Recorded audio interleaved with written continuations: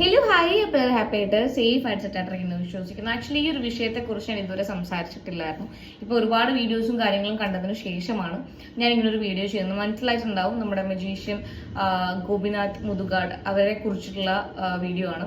അപ്പം എനിക്ക് എൻ്റെ സൈഡിൽ നിന്നുള്ള ഒരു ഒപ്പീനിയൻ കൂടെ പറയണം എന്ന് തോന്നി. ഞാൻ റീസെൻ്റ് ആയിട്ട് കണ്ടിട്ടുള്ള വീഡിയോസിൻ്റെ അകത്ത് ഒരു ചേച്ചി പറയുന്നുണ്ട്, അവരുടെ അനിയൻ തീരെ ഡിസേബിൾ ആയിട്ടുള്ള കുട്ടിയാണ്.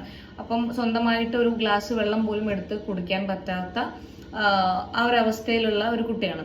അപ്പൊ ആ ചേച്ചി പറയുന്നത് എന്താ വെച്ചിട്ടുണ്ടെങ്കിൽ, നിങ്ങൾ ഇതുപോലെയുള്ള സ്ഥാപനങ്ങളിൽ എത്രയോ കോടികൾ ഇൻവെസ്റ്റ് ചെയ്യുന്നുണ്ട്, അപ്പൊ അതിനകത്ത് ഇത്രയും സാധനങ്ങൾ നടക്കുന്നുണ്ട്, നമ്മൾ ഇപ്പോഴാണ് ഇത് അറിയുന്നത്. ഞാൻ ചോദിക്കട്ടെ, ഓക്കെ, അതിൽ ചോദിക്കേണ്ട കാര്യമില്ല അല്ലെ, കാരണം ഏകദേശം ഇപ്പം ഈ ഇഷ്യൂസ് വന്ന് പറഞ്ഞ ആൾക്കാരൊക്കെ പറഞ്ഞിട്ടുണ്ട്. മുന്നേ ഇത് പറയാത്തതിന്റെ കാരണം ഈ പറയുന്ന വ്യക്തിനെ, അതായത് ഗോപിനാഥ് മുതുകാട് എന്ന് പറയുന്ന വ്യക്തിനെ പേടിച്ചിട്ടാണ് നമ്മൾ ഇതൊന്നും പുറത്ത് പറയാത്തുള്ളത്.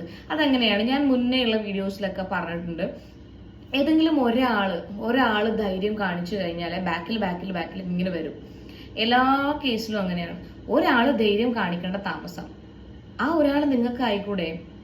ഇങ്ങനെ ഇപ്പൊ നിങ്ങൾ ഒരു 5 വർഷം മുന്നേ നടന്ന കാര്യങ്ങൾ നമ്മുടെ CP ഷിഹാബ് എന്ന് പറയുന്ന ഒരു ബ്രോ വന്ന് പറഞ്ഞിട്ടുണ്ടായിരുന്നു, ഡൂഡിന്റെ വീഡിയോസിന്റെ അകത്ത് വന്ന് പറഞ്ഞിട്ടുണ്ടായിരുന്നു. 5 വർഷം മുന്നേ അവർക്ക് അവിടെ ആ ഒരു സ്ഥാപനത്തിൽ നിന്നുണ്ടായ അനുഭവങ്ങളും കാര്യങ്ങളും, വളരെ മോശമായിട്ടുള്ള അനുഭവങ്ങളും കാര്യങ്ങളും ഒക്കെ.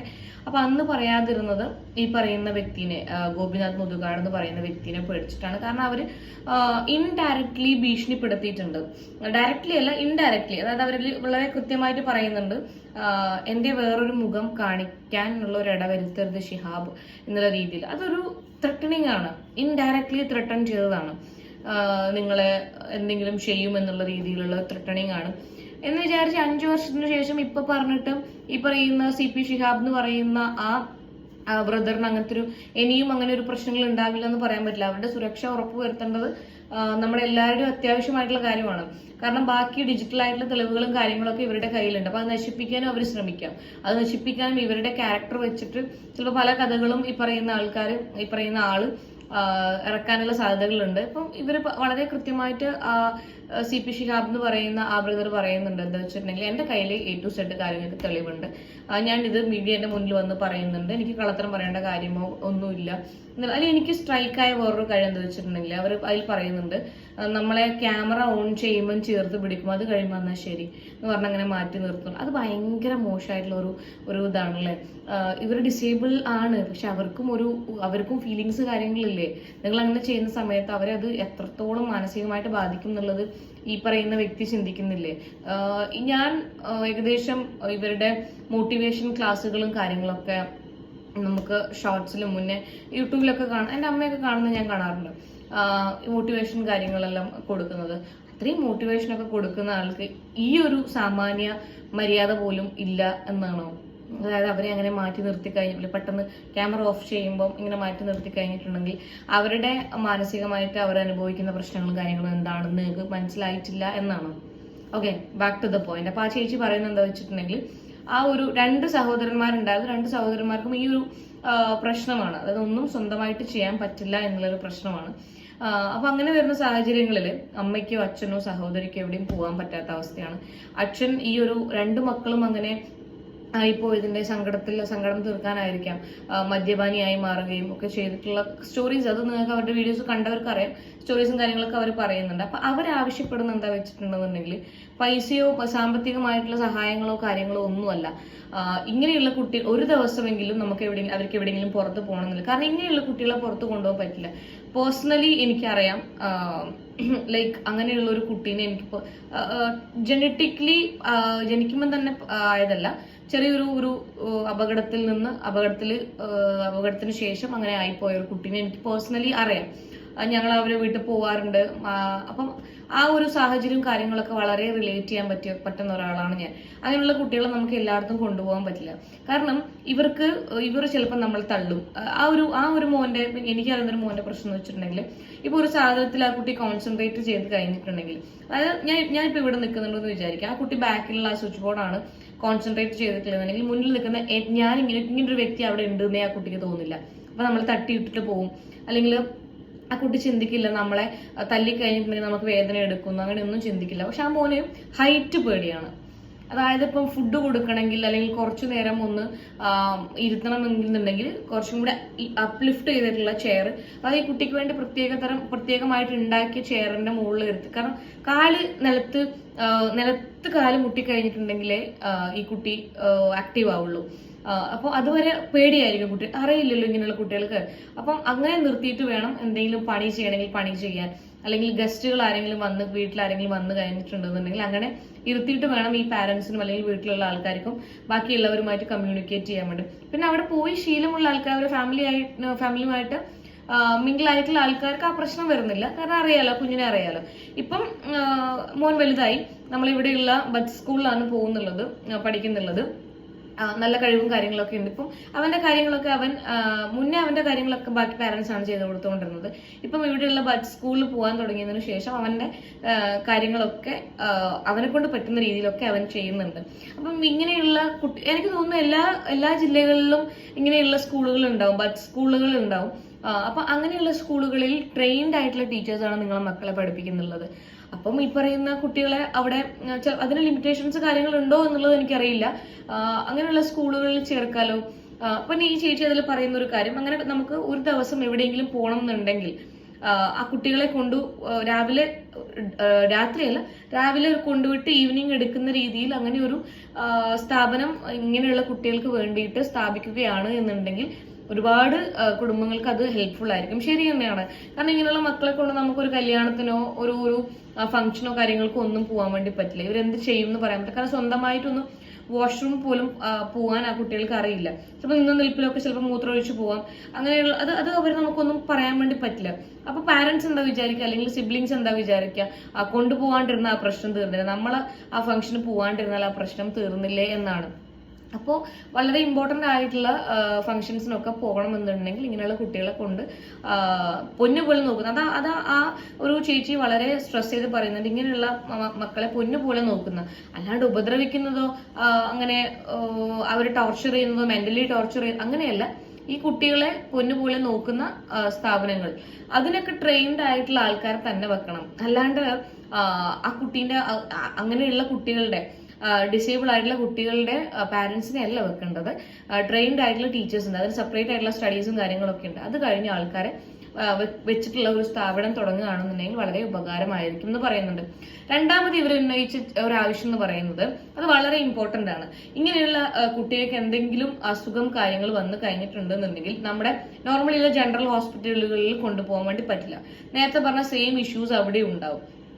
എല്ലാവർക്കും ഇപ്പൊ നമുക്കൊക്കെ ഇങ്ങനെയുള്ള കുട്ടികളെ അറിയുന്നത് കൊണ്ട് നമ്മളത് ഓക്കെ കുഴപ്പമില്ല എന്നുള്ള രീതിയിൽ അങ്ങനെ ചിന്തിക്കും, അവരപ്പുറം മിങ്കിളാവാനൊക്കെ ശ്രമിക്കും. എല്ലാവരും അങ്ങനെ ആയിരിക്കണം എന്നില്ല, എല്ലാവർക്കും അത് മനസ്സിലാവണം എന്നില്ല ഈ കുട്ടിക്ക് പ്രശ്നമുണ്ട് എന്നുള്ളത്. അപ്പോൾ പബ്ലിക് ആയിട്ടുള്ള ഏരിയയിൽ ഈ കുട്ടി എന്തെങ്കിലുമൊക്കെ കുരുത്തക്കേട് കാര്യങ്ങൾ കളിച്ചിട്ടുണ്ടെന്നുണ്ടെങ്കിൽ അത് ആ പാരന്റ്സിനെ ബാധിക്കും. ഹോസ്പിറ്റലിൽ ടിക്കറ്റ് എടുക്കാൻ ലൈക്ക് OP എടുക്കാൻ നിൽക്കണം, ബാക്കി കുറെ കാര്യങ്ങൾ പ്രൊസീജിയേഴ്സ് കാര്യങ്ങളൊക്കെ ഉണ്ട്. അപ്പൊ അത് ഭയങ്കര ബുദ്ധിമുട്ടാവുന്നുണ്ട്. അപ്പൊ അങ്ങനെയുള്ള ഏതെങ്കിലും പഞ്ചായത്തുകളിലോ അല്ലെങ്കിൽ അംഗനവാടികളിലോ മന്ത്ലി ട്വൈസ് അല്ലെങ്കിൽ മന്ത്ലി വൺസ് ഒരു ഡോക്ടറിനെ ഇവര് കൺസൾട്ടേഷന് വേണ്ടി വെക്കുകയാണെന്നുണ്ടെങ്കിൽ ഇവരവിടെ പോയി കാണാൻ ഒരു അറ്റ്മോസ്ഫിയർ, ഇങ്ങനെയുള്ള കുട്ടികൾക്ക് ഡോക്ടറിനെ കാണാനുള്ള ഒരു അറ്റ്മോസ്ഫിയർ ഉണ്ടാക്കുകയാണെന്നുണ്ടെങ്കിൽ വളരെ ഉപകാരം എന്നുള്ള രീതിയിൽ അവർ ശരിയാണല്ലോ. അത് വളരെ നല്ലൊരു ആശയമാണ്. ഇങ്ങനെയുള്ള മക്കളുള്ള പാരന്റ്സിന് അത് വളരെ ഹെൽപ്ഫുൾ ആയിരിക്കും. നമുക്കത് മനസ്സിലായി എന്ന് വരില്ല. ഇവർക്കുള്ള ഇവർ അനുഭവിക്കുന്ന മെന്റൽ സ്ട്രെസ്സും കാര്യങ്ങളൊക്കെ എത്രത്തോളമാണ് എന്നുള്ളത്. നമ്മളെ മോൻ അല്ലെങ്കിൽ നമ്മുടെ വീട്ടിലാണെങ്കിൽ നമ്മൾ അവരെ പൊന്നുപോലെ നോക്കും, നമുക്കതൊരു പ്രശ്നമോ കാര്യങ്ങളോ ഒന്നും ആയിരിക്കില്ല. പക്ഷെ ബാക്കിയുള്ളവർ പറയുന്ന സമയത്ത് അല്ലെങ്കിൽ ഈ സഹതപിച്ച് പരിഹസിക്കുക നിങ്ങൾ കേട്ടിട്ടില്ലേ, അത് നമുക്ക് ഏറ്റവും വേഴ്സ്റ്റ് ആയിട്ട് ഫീൽ ചെയ്യുന്ന ഒരു കാര്യമാണ്. ഞാൻ തീരെ ചെയ്യാത്തൊരു കാര്യം അതാണ്, സഹതപിച്ച് പരിഹസിക്കുക എന്നുള്ളൊരു പരിപാടി. അങ്ങനെ ചെയ്യുന്ന ആൾക്കാരുണ്ട്.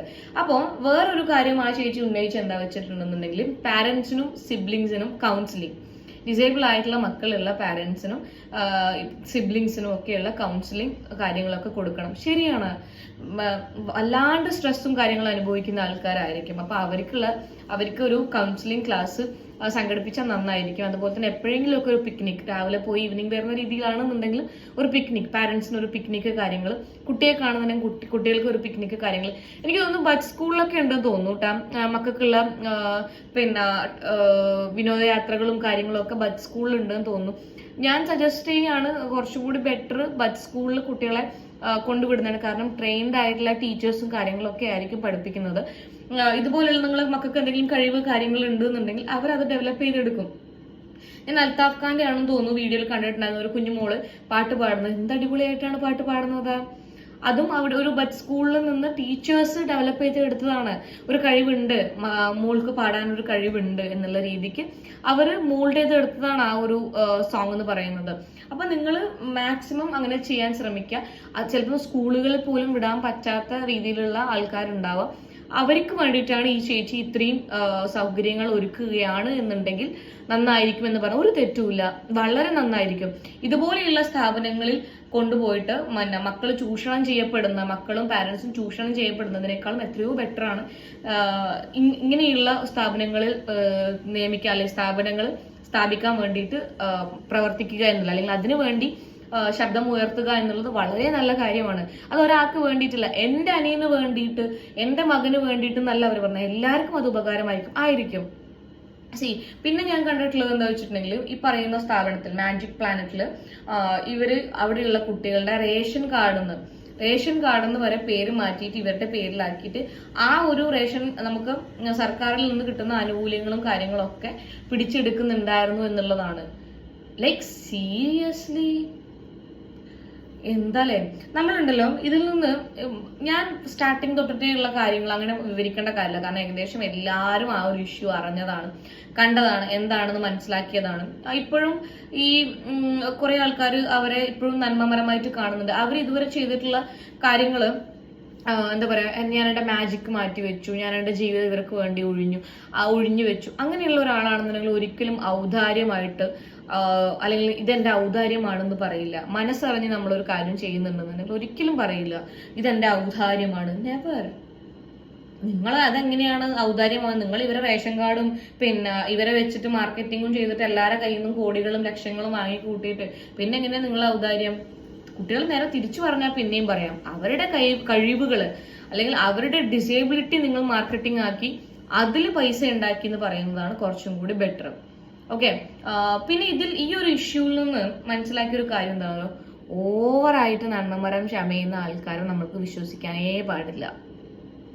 ഓവറായിട്ട് നമ്മളെങ്ങനെ എന്താ പറയാ, ഇമോഷണലി മോട്ടിവേറ്റ് ചെയ്യുന്ന, അല്ലെങ്കിൽ ഞാൻ ഒരു പാവമാണ്, എനിക്കിതൊന്നും അറിയാത്ത ഒരാളാണ്, ഞാൻ ഇതിനൊന്നും ഒരു ബന്ധവുമില്ല, എന്നെ ഇഷ്ടപ്പെടാത്ത, ഞങ്ങളുടെ സ്ഥാപനത്തോട് ദേഷ്യമുള്ള, അല്ലെങ്കിൽ സ്ഥാപനത്തിൽ നിന്നും ഞങ്ങൾ ഇറക്കി വിട്ട ആൾക്കാരാണ് ഇങ്ങനെയൊക്കെ പറയുന്നത് എന്ന് താഴ്മയായിട്ടൊക്കെ സംസാരിക്കുന്ന ആൾക്കാരെ ഒരിക്കലും വിശ്വസിക്കരുത്. അവർക്ക് നമ്മൾ ഈസി ആയിട്ട് പറ്റിക്കാൻ പറ്റും. കാരണം അവർക്കറിയാം.